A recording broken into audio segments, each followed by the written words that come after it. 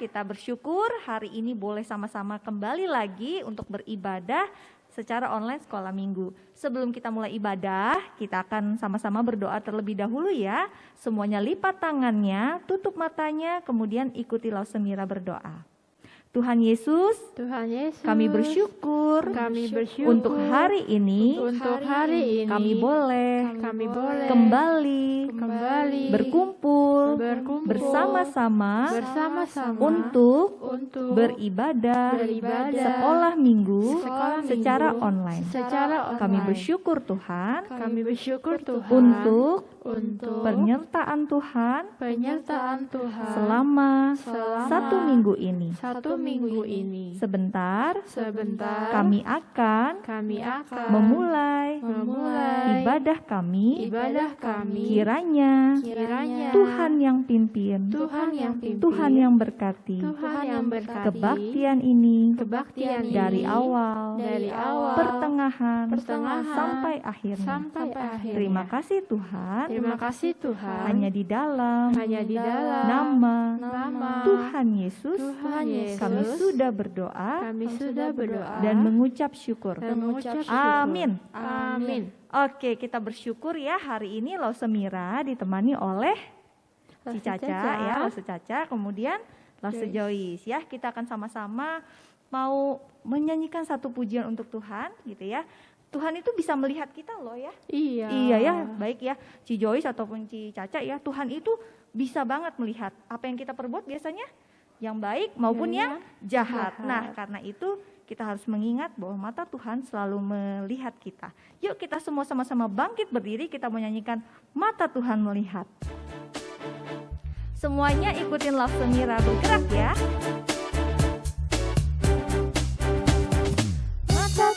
Melihat apa yang kita perbuat, apa yang baik, apa yang jahat. Oleh sebab itulah jangan berbuat jahat. Ingat, Tuhan melihat. Mata Tuhan melihat. Mata Tuhan melihat apa yang kita perbuat, apa yang baik, apa yang jahat. Oleh sebab itulah jangan berbuat jahat. Ingat, Tuhan melihat. Ingat Tuhan lihat. Ingat Tuhan melihat. Ingat Tuhan lihat. Ingat Tuhan melihat. Nah, karena itu ya adik-adik, karena mata Tuhan melihat, kita harus memperhatikan perbuatan kita, baik yang baik maupun yang jahat. Nah, sebentar kita akan mendengarkan firman Tuhan tentang iman. Kita mau mempersiapkan hati kita untuk mendengarkan firman Tuhan. Karena itu Lause mau tanya ya, Lause Caca, Lause Joyce gitu ya. Kira-kira tahu nggak di dunia ini tuh ada berapa jalan ya yang Tuhan berikan pilihan? Ada dua. Kira-kira yang kayak gimana nih? Yang lebar atau yang sempit? Nah, mana yang kalian pilih ya? Jadi kita harus memilih mana yang jalan yang mau kita ambil itu. Yuk semuanya kita sama-sama tetap bangkit berdiri, kita nyanyikan pujian Ada Dua Jalan. Kira-kira adik-adik pilih yang mana ya? Di dalam dunia ada dua jalan, lebar dan sempit. Mana kau pilih? Yang lebar api, jiwamu mati. Tapi yang sempit, Tuhan berkati. Di dalam dunia ada dua jalan, lebar dan sempit. Mana kau pilih? Yang lebar api, jiwamu mati. Tapi yang sempit, Tuhan berkati.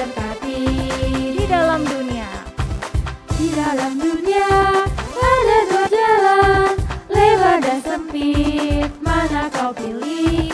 Yang lebar api, jiwa mati, tapi yang sempit Tuhan berkati.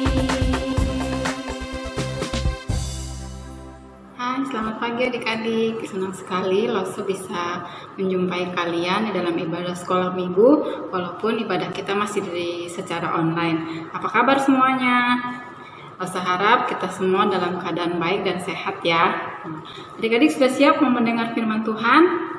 Sebelum kita mendengar firman Tuhan, kita mau berdoa dulu, memohon pertolongan Tuhan. Yuk kita berdoa, lipat tangan, tutup mata, kita berdoa. Tuhan yang baik, terima kasih untuk pagi hari ini kami boleh berkumpul kembali. Walaupun kami di rumah masing-masing, kami mau mendengarkan firman Tuhan. Tuhan yang boleh berkati, pimpin setiap kami yang mendengar. Tuhan berikan kami telinga dan hati yang siap untuk mendengar firman Tuhan. Begitu juga dengan Loso yang akan menyampaikan, kiranya juga Tuhan yang boleh berkati. Terima kasih Tuhan Yesus, di dalam nama Tuhan Yesus kami berdoa. Amin. Nah adik-adik, pagi hari ini Loso akan bercerita tentang Yusuf. Siapa yang masih ingat cerita tentang Yusuf? Ya, Yusuf yang mempunyai 12 orang saudara. Yusuf adalah anak kesayangan dari Bapak Yakub. Tapi adik-adik, Loso mau cerita hari ini, adik-adik ingat nggak waktu Yusuf dikasih oleh Bapak Yakub baju jubah yang bagus, jubah yang warna-warni. Yusuf senang kan adik-adik dapat hadiah itu. Nah, tapi saudara-saudari Yusuf tidak senang melihat Yusuf diberikan hadiah baju yang bagus oleh bapaknya. Akhirnya saudara-saudaranya kenapa adik-adik? Ya, saudara-saudara Yusuf iri kepada Yusuf dan dia benci kepada Yusuf. Saudara-saudaranya mempunyai niat jahat untuk menjual Yusuf adik-adik supaya Yusuf tidak ada lagi bersama-sama dengan mereka, agar Bapak Yakub tidak hanya sayang kepada Yusuf. Kakak-kakak Yusuf mempunyai rencana untuk menjual Yusuf. Waktu itu di padang rumput mereka merencanakan rencana mereka untuk menjual Yusuf. Mereka mau menjual Yusuf kepada orang Mesir adik-adik. Waktu itu Yusuf nyamperin kakaknya di padang rumput, sedang mengembalakan domba untuk mengantar makanan untuk kakak-kakaknya. Disitulah adik-adik kakak-kakak Yusuf mempunyai rencana untuk menjual Yusuf. Akhirnya ada orang Mesir lewat di padang gurun itu, kakaknya menjual Yusuf. Yusuf akhirnya dijual dan dibawa ke Mesir adik-adik. Ya, Yusuf sudah berpisah dengan kakak-kakaknya. Ya, Yusuf sudah dijual. Sasampainya di Mesir, Yusuf dijual kembali kepada seorang penguasa di Mesir. Adik-adik tahu Yusuf dijual kepada siapa? Ya, Yusuf dijual kepada Potifar. Adik-adik, Bapak Potifar ini adalah salah seorang penguasa di Mesir. Dia adalah kepala pengawal raja. Adik-adik, Yusuf dijual ke Mesir itu dijadikan sebagai budak adik-adik. Yusuf itu pekerjaannya, budak itu seperti seorang pembantu yang pekerjaannya mengurusi pekerjaan rumah, nyapu, ngepel, cuci piring, bersih-bersih, beres-beres adik-adik. Yusuf dipekerjakan sebagai budak adik-adik di Mesir. Yusuf bekerja di rumah Potifar. Yusuf menyapu, ngepel, lap-lap, bersih-bersih, semua pokoknya pekerjaan rumahnya Potifar Yusuf kerjakan. Dan setiap kali Yusuf mengerjakan pekerjaannya, dia pasti menyelesaikannya sampai selesai. Setelah beberapa lama Yusuf bekerja kepada Potifar, Potifar lihat nih pekerjaan yang setiap pekerjaan diberikan kepada Yusuf. Pekerjaan Yusuf semua yang dikasih, yang dikerjakan, semua selesai dengan baik, semua selesai dengan rapi, semua selesai tepat waktunya. Bapak Potifar senang sekali adik-adik. Rumahnya selalu bersih, rumahnya selalu nyaman, selalu enak. Ladang-ladang Pak Potifar juga terpelihara, semua tumbuh-tumbuhannya tumbuh dengan bagus.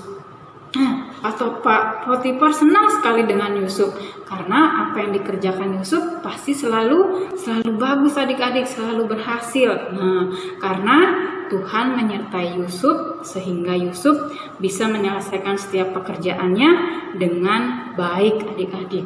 Nah, setelah Pak Potifar melihat pekerjaan Yusuf, akhirnya Yusuf diberi kepercayaan.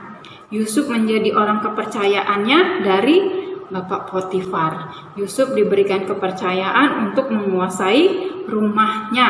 Nah, menguasai di sini artinya Yusuf yang bertanggung jawab atas semua apa yang ada di dalam rumah Bapak Potifar. Dari mulai pekerjaan para pembantu-pembantunya, Yusuf sekarang yang mengatur. Untuk juga ladang-ladangnya, Yusuf juga yang mengatur dan mengolah semua pertanian, lahannya, gandum-gandumnya, semua Yusuf yang mengawasi adik-adik setiap orang-orang yang bekerja untuk Bapak Potifar.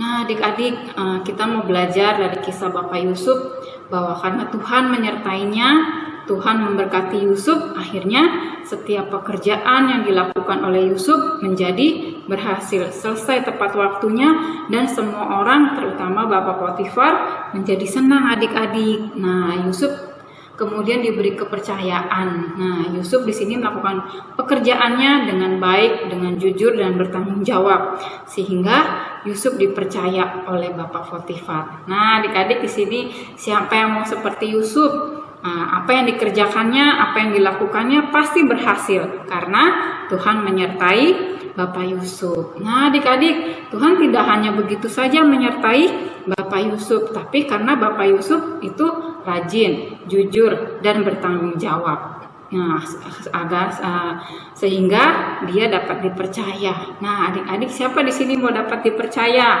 Dipercaya oleh papa mama, dipercaya oleh ibu guru, bapak guru di sekolah, ataupun Lause ataupun teman-teman kalian adik-adik. Lause mau ajarin 2 hal supaya kita menjadi anak-anak yang dapat dipercaya. Yang pertama, Lause mau ajarkan tentang jujur. Di sini kita belajar dari Bapak Yusuf bahwa Bapak Yusuf dalam bekerja, melakukan pekerjaannya itu jujur. Nah, adik-adik, Lause mau kasih satu video bagaimana seorang anak dia menggunakan kata-katanya tidak jujur kepada mamanya. Kita lihat ya adik-adik. Tell me what you need to do.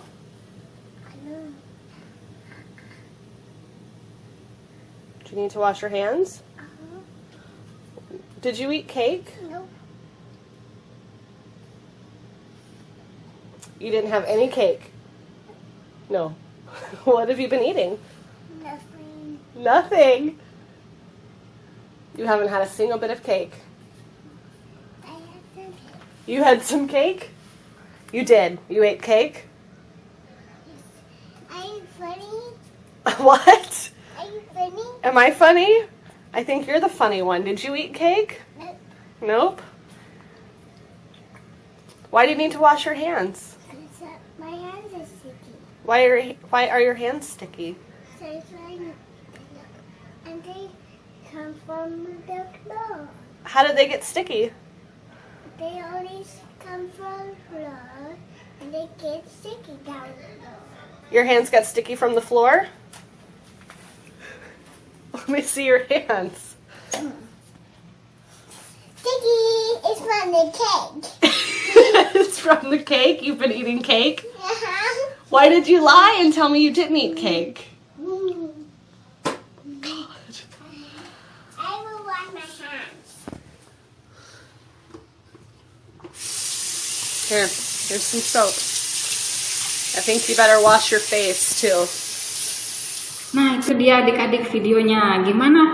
Apakah anak perempuan tadi berkata jujur? Ya, tidak ya adik-adik ya. Dia berbohong kepada mamanya. Mamanya tanya, apakah kamu makan kue? Dia bilang apa adik-adik? Tidak, saya tidak makan kue, kata anak perempuan itu. Tetapi kelihatan apa adik-adik? Ya, mukanya celemotan dengan coklat dan tangannya disembunyikan di belakang tubuhnya. Dan dia ada berdiri di depan kamar mandi.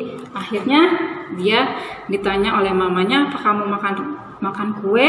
Dia bilang enggak ya adik-adik. Nah, tetapi akhirnya dia mengaku kalau dia makan kue karena sudah kelihatan mukanya ceremotan. Nah, kita mau belajar dari video tadi adik-adik.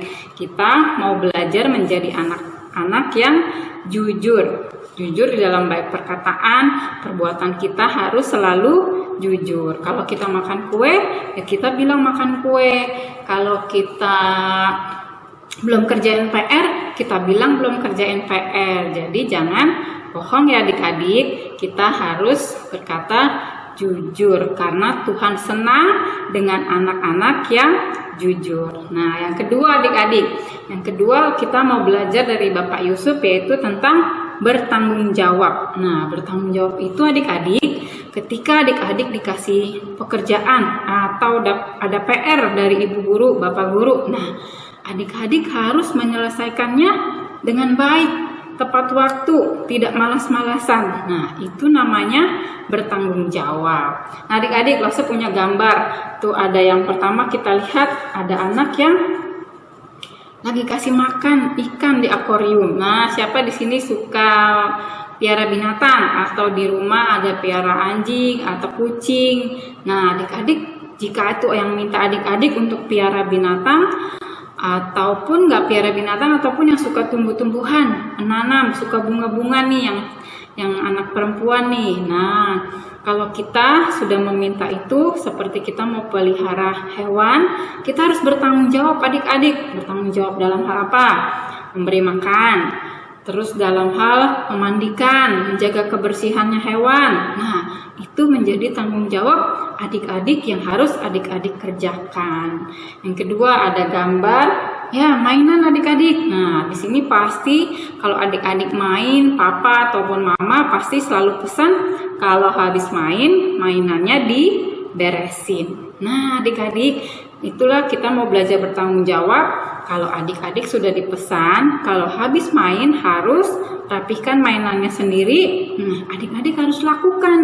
Ketika adik-adik sudah selesai bermain, nah adik-adik harus membereskan mainan adik-adik ke tempatnya. Itu namanya adik-adik bertanggung jawab. Nah, di situ ada lagi gambar cuci piring adik-adik. Nah, siapa di sini bisa cuci piring? Anak-anak TK atau anak kelas 1, kelas 2. Kalau kalian misalnya nih lagi makan terus mama ajarin, yuk kita belajar cuci piring, sehabis makan cuci piringnya sendiri. Nah, adik-adik boleh belajar melakukan tugas itu dengan baik. Nah, itu namanya adik-adik belajar bertanggung jawab. Ada lagi adik-adik, nah disuruh bantu mama membersihkan rumah, nyapu atau bersih-bersih debu. Nah, kita juga harus melakukannya dengan baik, tidak bermalas-malasan.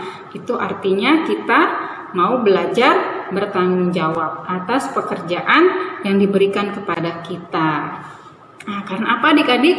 Karena Tuhan senang kepada anak-anak yang jujur bertanggung jawab. Nah, kalau kita sudah melakukan kedua hal ini, kita jujur, kita bertanggung jawab, kita pasti bisa dipercaya dan papa mama akan senang melihat kita sudah melakukan pekerjaan dengan tanggung jawab, melakukan segala hal dengan jujur. Nah, kita bisa dipercaya untuk melakukan hal yang lain, hal yang lebih besar lagi, hal yang lebih sulit mungkin. Nah, karena papa dan mama melihat kita bisa melakukan hal yang kecil-kecil. Nah, kita juga bisa dipercaya untuk melakukan hal yang lebih besar. Ya, adik-adik, kita hari ini belajar dari Bapak Yusuf.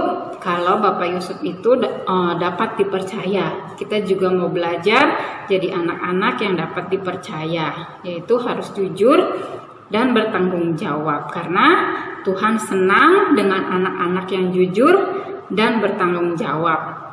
Oke adik-adik, sebelumnya kita mau tutup di dalam doa. Tuhan, terima kasih untuk firman-Mu hari ini. Kami boleh belajar untuk menjadi anak-anak yang dapat dipercaya, yaitu dengan kejujuran dan tanggung jawab.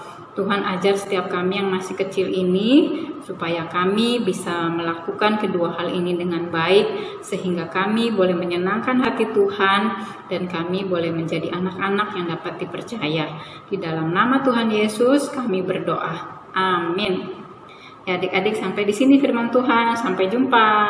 Nah adik-adik, kita bersyukur untuk firman Tuhan yang baru saja disampaikan. Jadi kita juga harus melihat bahwa iman kita itu harus bertumbuh dan lakukan itu bersama Tuhan Yesus.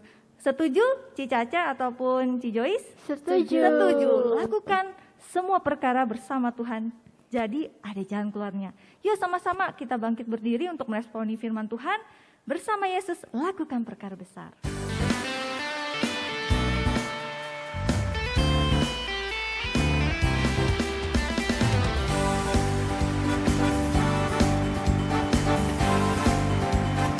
Mari kita lakukan bersama Tuhan. Bersama Yesus, lakukan perkara besar bersama Yesus. Tidak ada yang sukar bersama Yesus.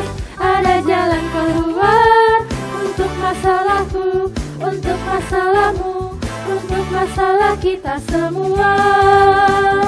Yesus, anak domba Allah, juru selamat umat manusia. Yesus, tabib yang ajaib, Dia menyembuhkan, Dia menguduskan, Dia membenarkan, Dia Raja segala raja. Bersama Yesus. Bersama Yesus, lakukan perkara besar bersama Yesus. Tidak ada yang sukar bersama Yesus. Ada jalan keluar untuk masalahku, untuk masalahmu, untuk masalah kita semua. Yesus, anak domba Allah, juru selamat umat manusia. Yesus, tabib yang ajaib, Dia menyembuhkan, Dia menguduskan, Dia membenarkan, Dia Raja segala raja. Anak domba Allah. Yesus, anak domba Allah, juru selamat umat manusia. Yesus, tabib yang ajaib, Dia menyembuhkan, Dia menguduskan, Dia membenarkan, Dia Raja segala raja.